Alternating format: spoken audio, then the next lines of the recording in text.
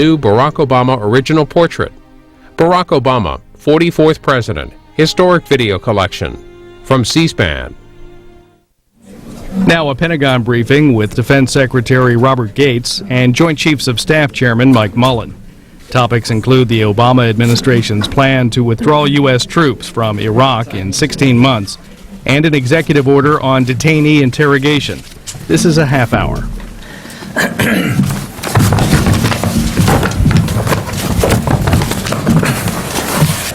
Good afternoon. I have a couple of brief points I'd like to make and then take your questions.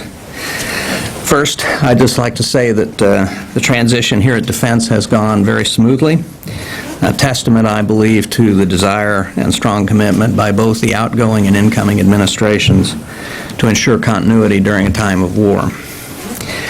I again thank those Bush appointees who have already left, as well as those who were asked and have agreed to stay on during the transition and until their replacements are appointed or nominated. Their help has been invaluable. I'm impressed with the caliber and credentials of the individuals recommended by the President's team for positions here in Defense, and I look forward to working with them. On that note, the President and I both urge the Senate to take up the nomination of the new Deputy Secretary as swiftly as possible so we can begin addressing the myriad challenges the Department faces. I also hope other senior nominees will be taken up as soon as possible once the Senate has all the necessary paperwork. I believe the new national security team is a strong and collegial one and off to a fast start. We had several substantive meetings during the transition, and I would say in particular Secretary Clinton and I are committed to further strengthening the collaborative relationship between the Department of State and the Department of Defense. Finally, a personal note. Over the holidays, I managed again to injure one of my arms, this time the left one. The injury, a torn ligament, is tractor-related, which I consider to be a step up from falling on the ice. I was trying to attach a snowplow blade to a tractor up in the Northwest during the holidays and managed to tear the bicep tendon from the bone. It's an inconvenience, and tomorrow morning I'll have surgery to repair the damage. For the brief period I am undergoing this procedure, because the new deputy is not yet on board, Deputy Secretary England will continue on and serve as acting secretary on Friday. And I expect to be back at work on Saturday, though again in a sling. With that somewhat embarrassing information out of the way, be happy to take questions. Andrew? Mr. Secretary, I wonder if you could enlighten us a bit more about your discussions yesterday at the White House on Iraq. In particular, is a speedier withdrawal from Iraq more likely under this administration than it was under the last one? And is the 16-month timetable the basic plan you're working on? I would say that yesterday's meeting was the beginning of a process of evaluating various options.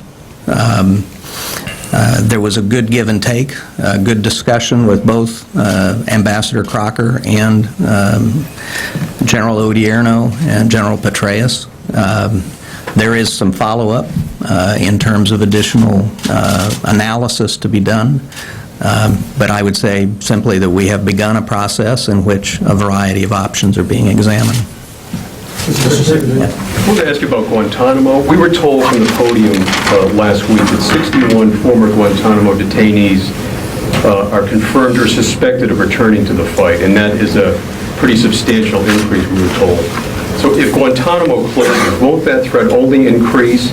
And also, if 61 are returning to the fight, what does that say about your review process? Well, first of all, I think you have to find out what the other part of the equation is, and because I think at one point, well, you have to know, and I don't, the total number of people who have been processed through Guantanamo over the past several years. So the number 61 is a big number compared to the 250 or thereabouts that we have now.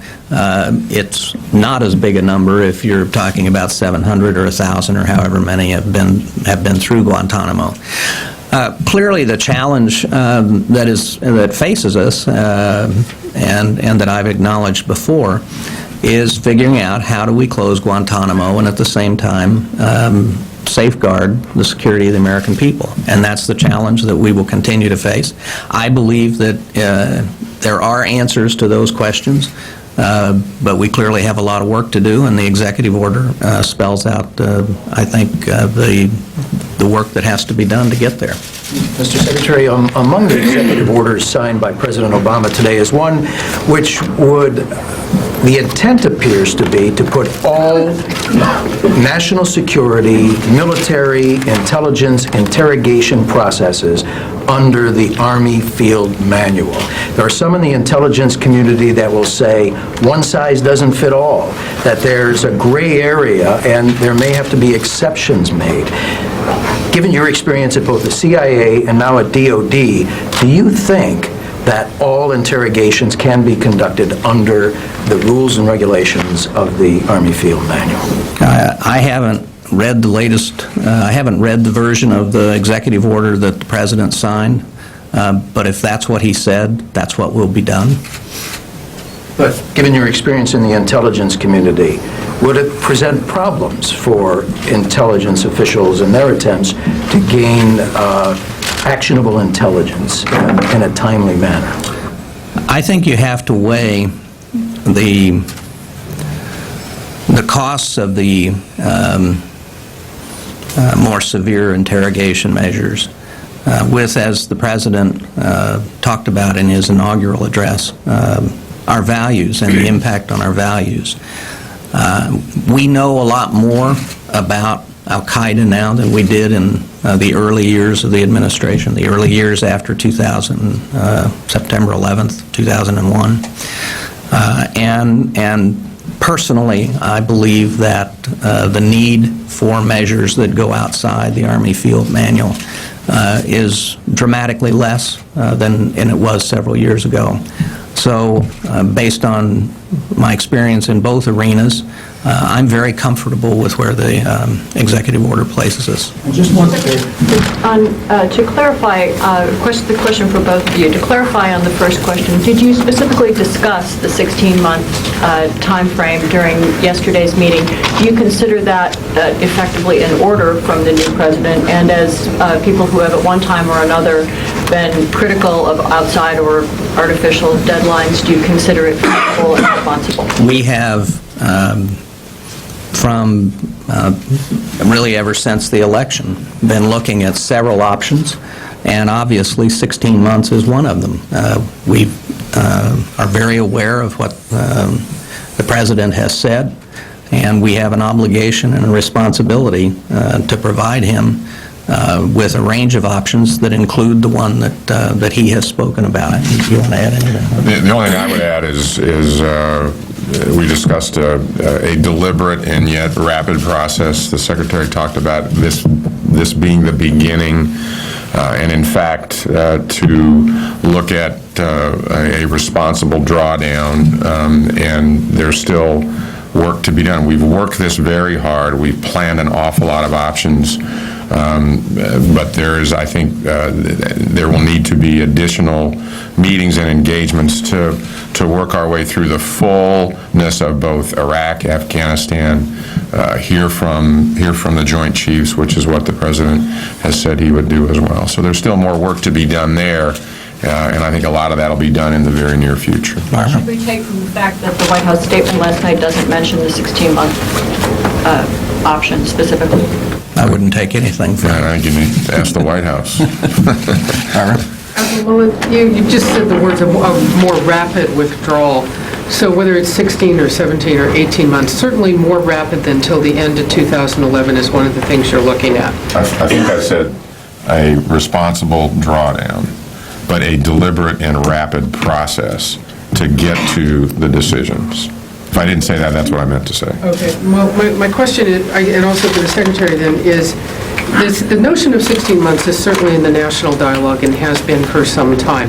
So it seems to me I don't understand, there's one of two things. Either you think 16 months is, as you said, doable, as you've said in the past, and a doable idea, in which case I'd like to ask, did you ever tell President Bush that you could bring troops home faster, save save troops and money and time? Did you ever tell him that you could do it faster than the Bush plan called for? And if you did not, why not? And if 16 months or whatever, a faster one, is not a good idea, are you both absolutely committed to telling President Obama that you think the risk is too high?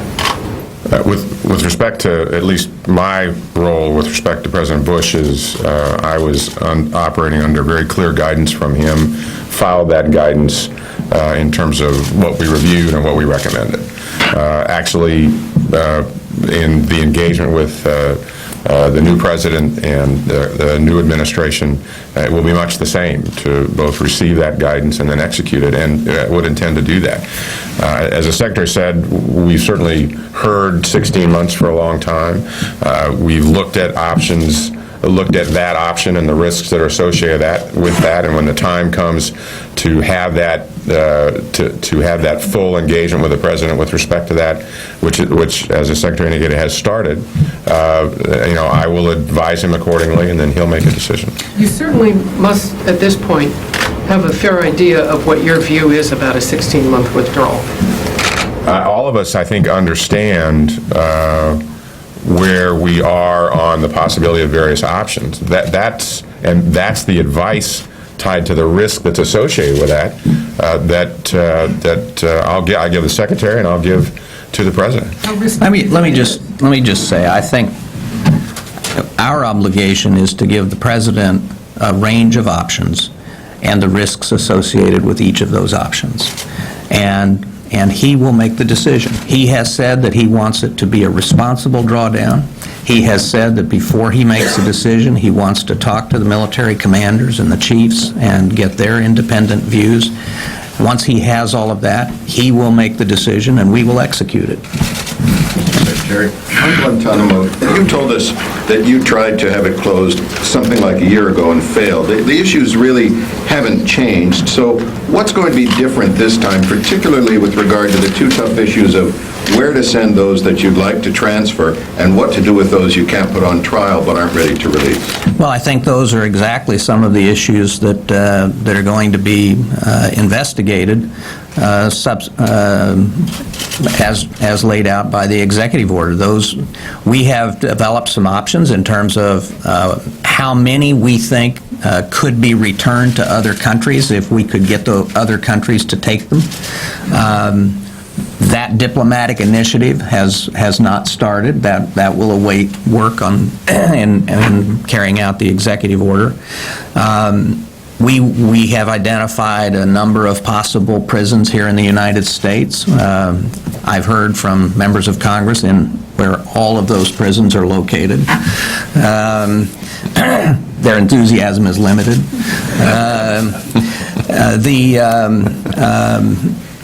So I think, these are just issues that we will have to work through with the new administration, and some of the legal issues, which are really outside of our purview, are the things that the Justice Department and the White House Counsel and so on will be working on. But is there some option out there that you identified before but was rejected by the Bush administration, particularly with regard to those that you can't release and can't put on trial? I don't think so, but I think one of the things that has come with the new president, as we have heard publicly from some of the European countries, is that they are willing to consider taking these, and we've not heard from those people before. So we may have some opportunities in terms of sending some of these detainees to other countries that did not exist before January 20th. Mr. Secretary, where, in your opinion, did Gitmo go wrong?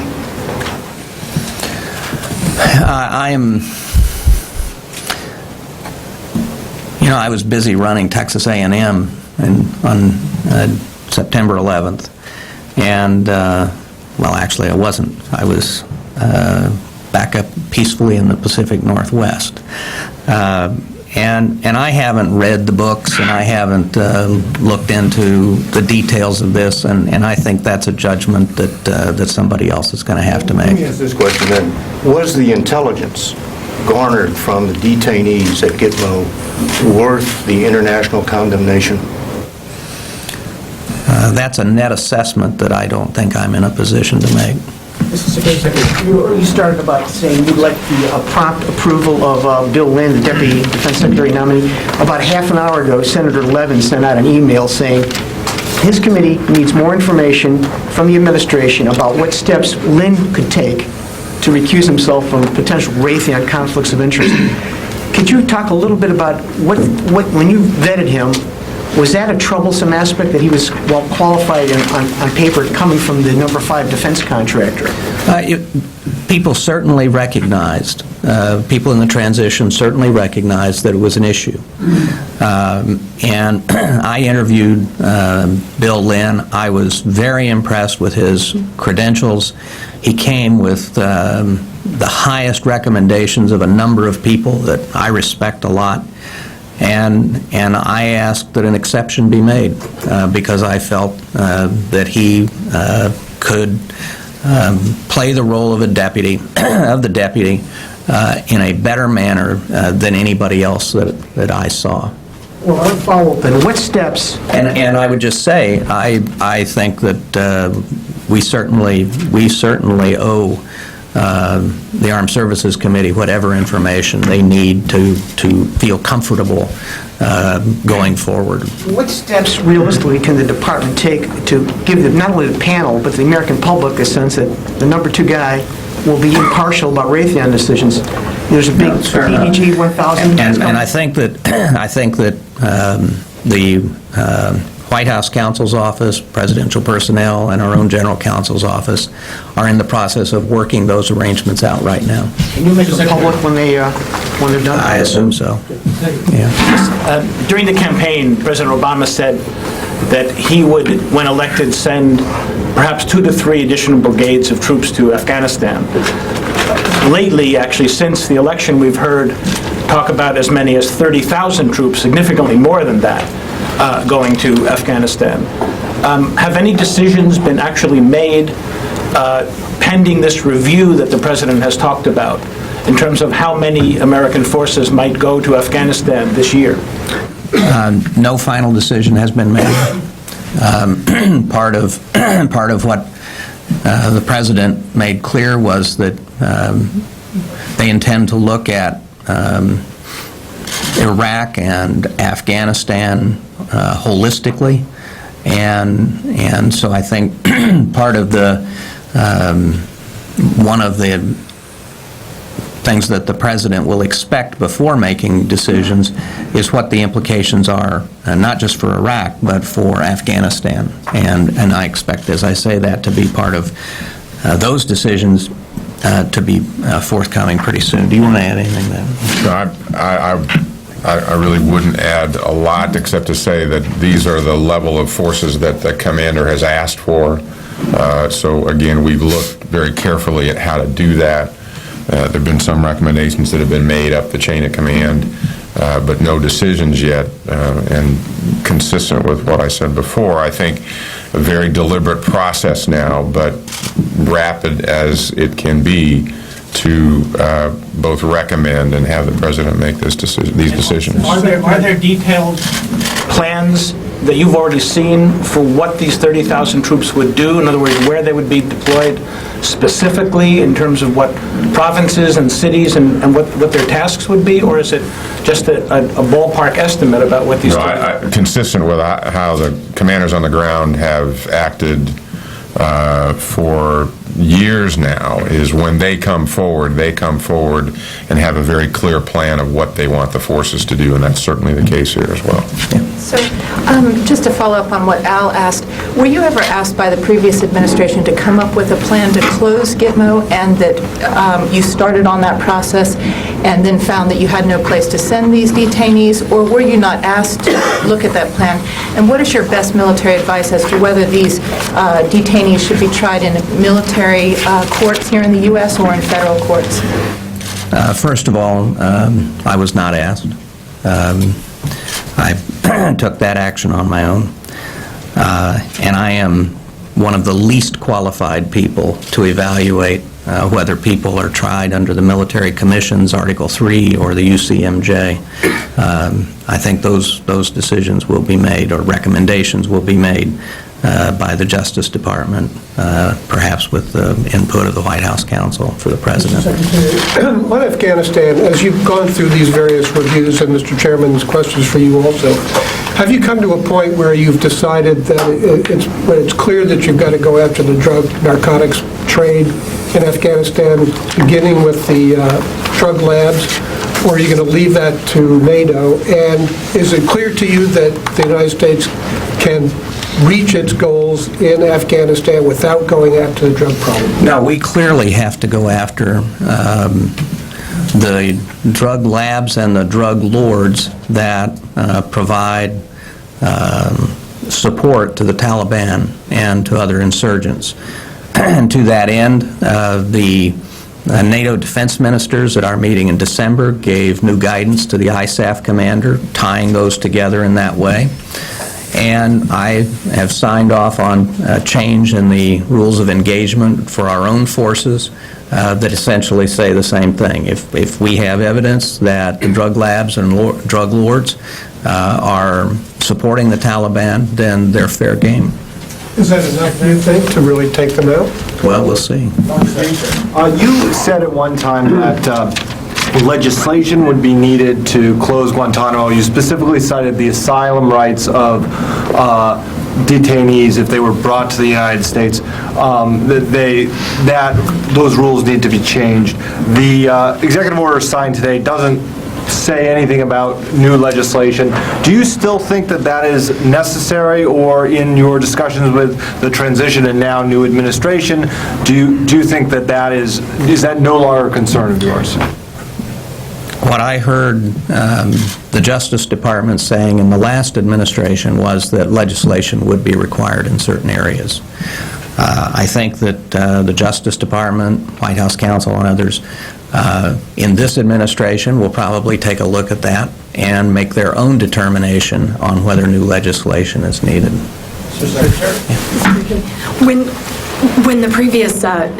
you were looking at the previous goals for Afghanistan, the end state, I mean, one of the questions as we send additional troops into the country is, when do we know we've been successful? What is our end state? When are we done there? And I'm curious to know whether you see any differences between the Obama administration and the last administration in terms of what is our goal in Afghanistan? When do we know we've completed our mission there? Well, let me make a comment and then invite the chairman to comment. I think one of the points where I suspect both administrations come to the same conclusion is that the goals we did have for Afghanistan are too broad and too far into the future, are too future-oriented, and that we need more concrete goals that can be achieved realistically within 3 to 5 years in terms of reestablishing control in certain areas, providing security for the population, going after al-Qaeda, preventing the reestablishment of terrorism, better performance in terms of delivery of services to the people, some very concrete things. So I think that that's a starting point. But the President, I think, referred last night to the need for a comprehensive assessment on Afghanistan. And what we have, we have a NATO campaign plan, we have an RC South campaign plan, we have a commander's campaign plan, we have General Petraeus' study, and we have the Afghan review that was conducted in the last administration at the White House. So I think all of these pieces will be inputs into the review that this administration will take in terms of determining what those nearer term goals should be and how we get to where we can achieve them. I'd only say that that's clearly the message I'm getting is what are the near term goals going to be, and I think that will be part of this initial assessment. And then how do we achieve them over that time frame? And we've talked about the military side of this. Certainly a big part of all the reviews has been the need to make sure that we have the right civilian corps there as well, numbers of PRTs, that we have the right governance development in Afghanistan along with the economic development, because over time, without that, all the military troops in the world aren't going to make any difference. We've heard about the possibility that combat troops could be withdrawn from Iraq in 16 months. I haven't heard anybody put a number to how many troops we're talking about. Could you talk about that? Well, I think that's one of the decisions that still has to be made. Well, how many combat troops are in Iraq? It'll depend on which option he chooses. Right, but how would you define combat troops? If you are told to withdraw combat troops in 16 months, how many troops would that be? I don't know that answer. It's been clear for some time that obviously Iraq was the top priority for the Bush White House. Admiral, you've talked about Afghanistan being an economy of force mission. In your communications thus far with the transition team and now with the new president, is it clear to you that that's now changing and that for the Obama White House, Afghanistan will be the top priority and not Iraq? And if so, beyond troops, what does it mean to have high-level presidential attention be focused on Afghanistan primarily as opposed to on Iraq primarily? Well, I think clearly whatever time frame we end up with for drawdowns in Iraq, the administration will be paying very close attention to that. But it is clear, I mean, the president has been quite clear that the mission is to responsibly draw down and end our active combat role, the role that we have been playing over the last number of years. He wants to put more emphasis on Afghanistan and deal with the problems in Afghanistan there and the challenges that we face in Afghanistan. It is clear that that the threat to the homeland is to this country is focused in the Afghan theater on both sides of the Afghan-Pakistani border. So that I think what I'm trying to get at is what you're seeing is a transition from moving from concluding the size of role and highest priority that we have given to Iraq over the last number of years, and moving that priority to Afghanistan. The Admiral's spoken to this quite often. I think actually they're very much linked. It is the responsible drawdown. That the conditions in Iraq clearly permit that now. So it becomes, as the Secretary has said many times, it becomes an issue of pace specifically, and that generally availability of troops for Afghanistan are tied to that drawdown. And we're in a time right now over the next 24 to 36 months that it's just a very delicate balance, because we haven't built out the Army yet, we don't have more capability, and that the focus is moving towards Afghanistan. But I see it as a broad focus on both, as opposed to a principal focus on one or the other. Just to follow up briefly on Iraq, there's been so much talk coming, especially from the commanders in the field, that the gains are fragile. At the same time, they've held. I mean, the numbers are still very good. The Iraqi government's power has grown. Its army's power has grown. Are you hearing from them now more confidence that you could do a faster and more substantive drawdown, that they're more comfortable with it today than they were, let's say, 3 months ago or 6 months ago, because, as you say, the conditions may now permit it?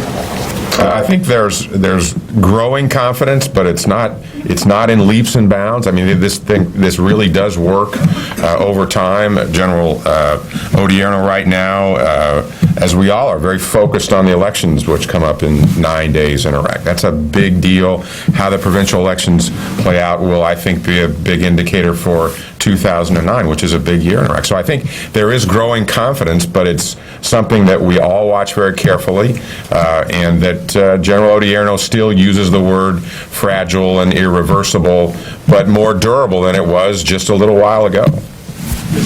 Back to Gitmo. As someone who did advocate for taking steps to close down Gitmo, can you just talk a little bit about what you think the impact will be, assuming that the mechanics get worked out over the coming months on how to do it, what the impact will be on the overall U.S. war on terrorism? Will it help the United States achieve its goals? If so, in what way? One of the things that that I have found interesting is the very positive response around the world to the determination to close Guantanamo, to close the detention facility there. And I think that closing Guantanamo creates additional opportunities for us in terms of partnering with other countries and other countries' eagerness to work with us in dealing with violent extremists. I don't think that can be measured, but just based on the nature of the public comments that have been made and the statements about, well, maybe we can help the Americans close Guantanamo by taking some of these detainees, tells me that this is going to be very positively received, is being positively received, and I think, as I say, I think that creates opportunities for us. Mr. Chairman, Mr. Secretary, General Odierno yesterday said that if the provincial elections in Iraq go smoothly, the security gains could become irreversible. And I wanted to ask you, how important is that, the provincial elections, in terms of determining your plans forward? How much of that is a metric in terms of determining which plans you'll go forward with the provincial elections in that post-period? Well, I would just basically repeat what the chairman said a couple of minutes ago. We are looking to the provincial elections as a really important event. They are the first elections since 2005, as I recall. This is a chance for particularly the Sunnis to become engaged more in the political process in contrast to 2005. And so I think that all of us see these provincial elections as very important. There are 2 more elections in Iraq this year. There will be district and sub-district elections sometime in the summer, perhaps in June, and there'll be national elections in December. So these elections, with each set of these elections that takes place and works the roots of political reconciliation and of solving problems with words and legislation instead of with guns, the roots of that get deeper. And so that's why I think most of us believe that 2009 is a really important year in terms of the political evolution of Iraq and away from some of the tragic problems of the not-too-distant past. Have there been communications with the new administration, like during the transition, about repealing Don't Ask, Don't Tell? And can I ask both of you what your attitudes are for calls to repeal Don't Ask, Don't Tell, and whether attitudes have changed within the military and the DoD about that make policy not necessary anymore? Well, I'll offer a comment, and then the Admiral can. Don't Ask, Don't Tell is law. It is a political decision. And if the law changes, we will comply with the law. The President's been very clear in his as he was coming in to take over as President, that it was his intent to do this. So the intent clearly is there. There are no more specifics with respect to when or anything like that that have been addressed to me.